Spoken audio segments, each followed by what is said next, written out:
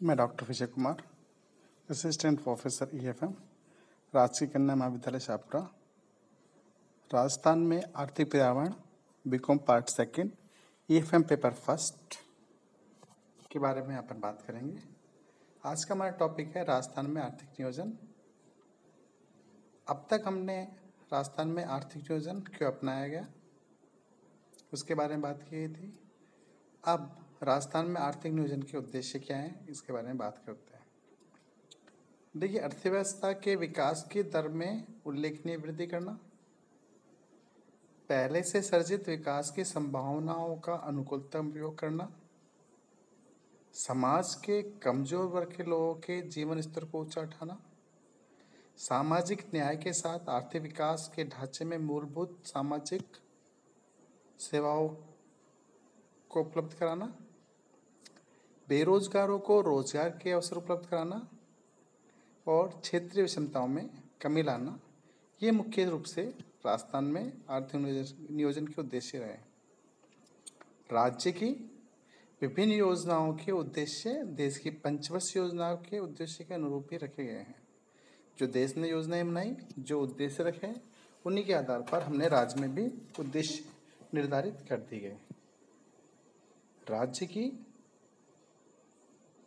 आवश्यकताओं को दृष्टिगत रखते हुए विभिन्न योजनाओं में भिन्न भिन्न उद्देश्य प्राप्त करने की बात की गई। देखिए, हमारे यहाँ जो योजनाएं प्रारंभ की गई उनमें क्या उद्देश्य थे, उनमें कितने रुपए खर्च हुआ, कितने रुपए निर्धारित किए थे, किन सेवाओं को, किन क्षेत्रों को हमने प्रमुखता दी गई, ये सब बातें हम पंचवर्षीय योजनाओं के इस चैप्टर के अंदर करेंगे। प्रथम पंचवर्षीय योजना 1951 से लेकर 1956 के मध्य में थी।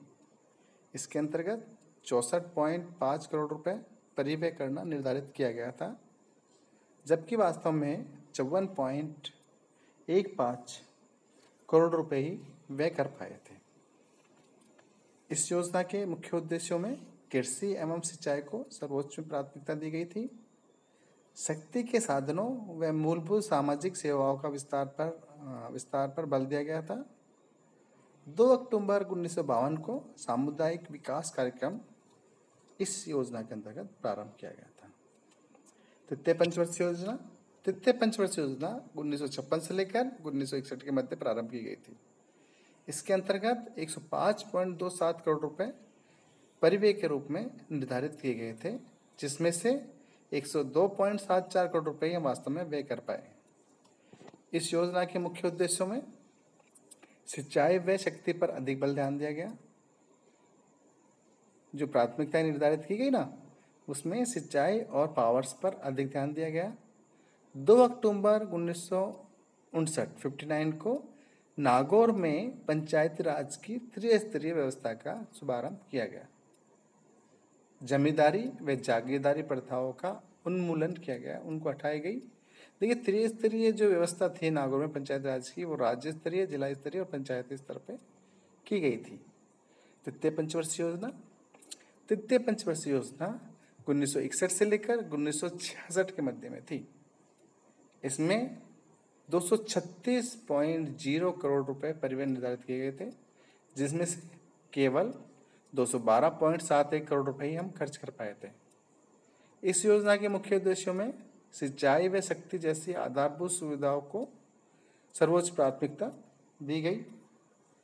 सघन कृषि के तहत, देखिए सघन मतलब ज़्यादा पैदावार के तहत, ज़्यादा पैदावार हो सके उसके लिए उन्नत बीज, यांत्रिक कृषि व सिंचाई पर बल दिया गया।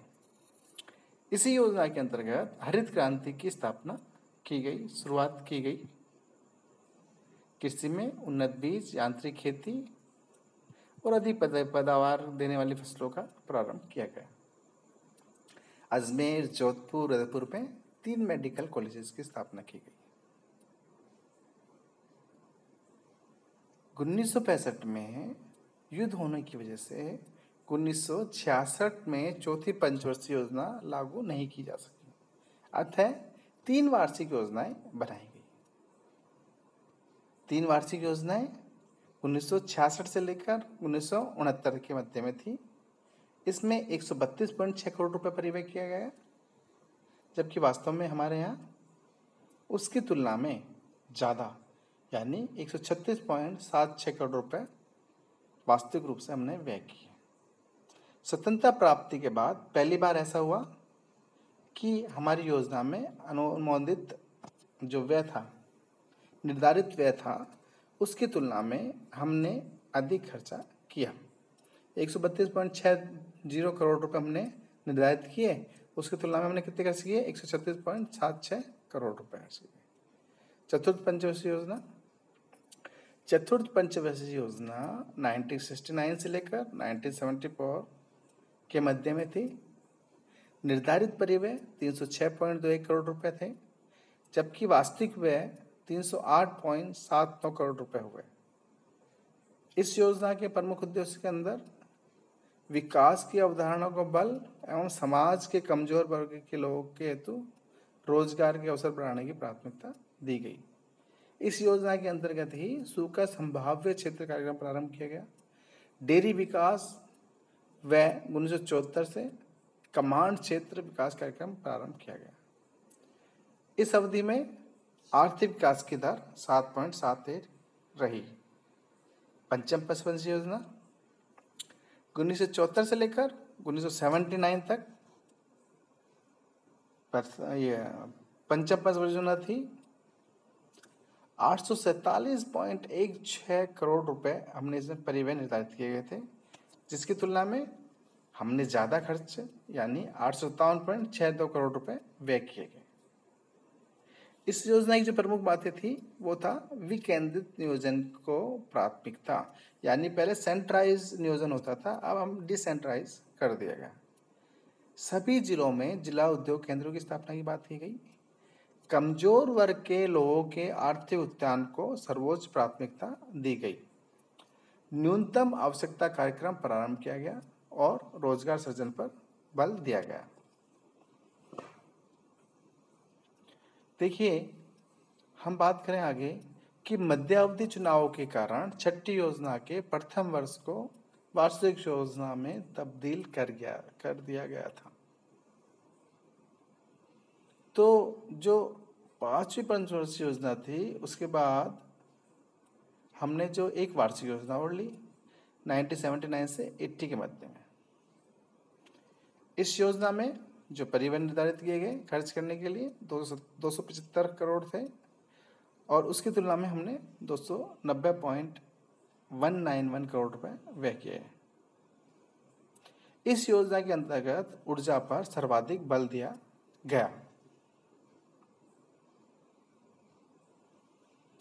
लेकिन यहाँ पर एक विशेष चीज़ है, इस योजना के अंतर्गत जो डेवलपमेंट रेट है, वृद्धि दर है, वो ऋणात्मक थी 4.21%।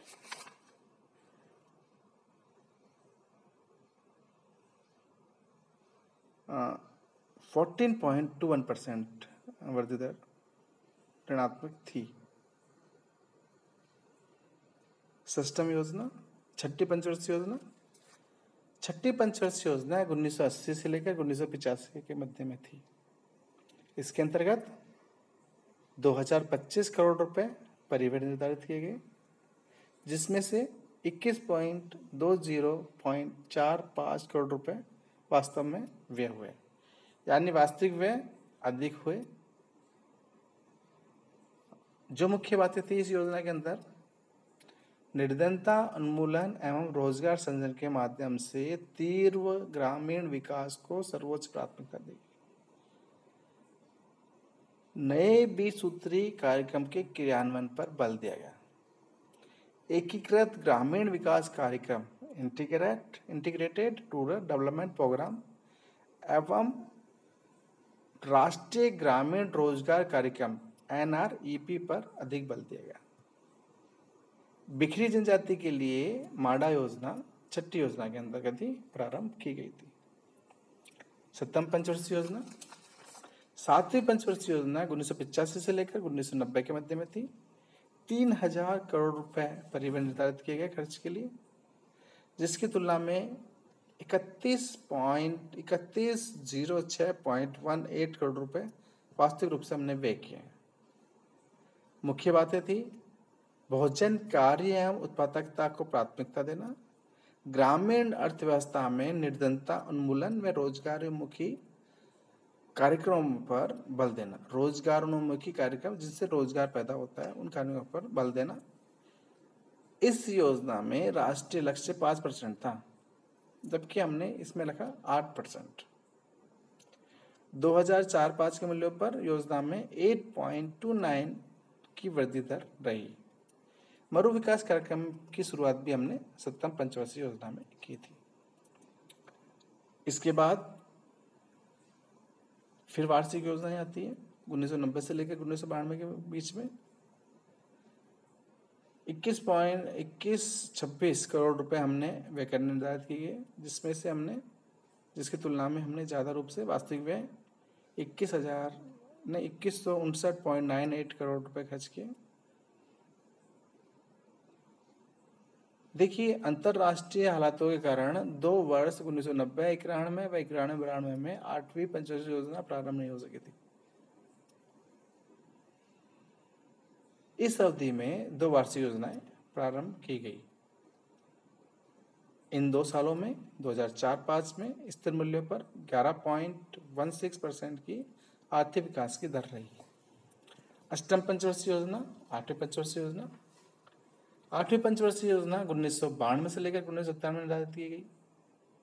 निर्धारित परिव्यय 11,500 करोड़ रुपए थे, जिसकी तुलना में 11,998.7 करोड़ रुपए व्यय किए गए। मुख्य रूप से ऊर्जा विकास को सर्वोच्च प्राथमिकता दी गई। योजना का आकार 7वीं योजना से 283.33% अधिक था।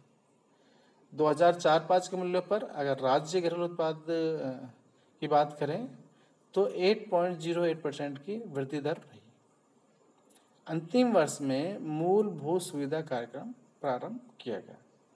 9वीं पंचवर्षीय योजना आपको एज इट इज याद करनी है स्टूडेंट्स, जिससे कि अगर कभी ऐसा है कि राजस्थान की पंचवर्षीय योजना पर आप संक्षिप्त परिचय दीजिए या राजस्थान की पंचवर्षीय योजना के बारे में बताएं तो आप बता सकें। 9वीं पंचवर्षीय योजना 9वीं पंचवर्षीय योजना 1997 से 2002 के मध्य में थी। निर्धारित परिव्यय 27,650 रुपये थे, जबकि वास्तविक व्यय निर्धारित परिव्यय की तुलना में कम यानी 19,566.82 करोड़ रुपए खर्च हुए। मुख्य बात थी सामाजिक सामुदायिक सेवाओं और ऊर्जा को सर्वोच्च प्राथमिकता दी गई। रोजगार संवर्धन को विकास का केंद्र माना गया। उत्पादक रोजगार के सृजन द्वारा निर्धनता उन्मूलन कार्यक्रम प्रारंभ किए गए। 2004-05 के मूल्य पर आर्थिक विकास दर 4.59% अर्जित की गई। 10वीं पंचवर्षीय योजना 10वीं पंचवर्षीय योजना 2002 से 2007 के मध्य निर्धारित की गई। निर्धारित परिव्यय 31,831.75 करोड़ रुपए थे। वास्तविक परिव्यय 33,951.21 करोड़ रुपए रहे। इस योजना के अंतर्गत मुख्य बात यह रही कि जो राज्य की प्रति व्यक्ति आय है वो राष्ट्र की प्रति व्यक्ति आय जो है उसके अंतर को कम करना था। इस अवधि में आर्थिक विकास की दर 7.17% रही। सूचना प्रौद्योगिकी को गांवों तक पहुंचाना मुख्य उद्देश्य था इसका।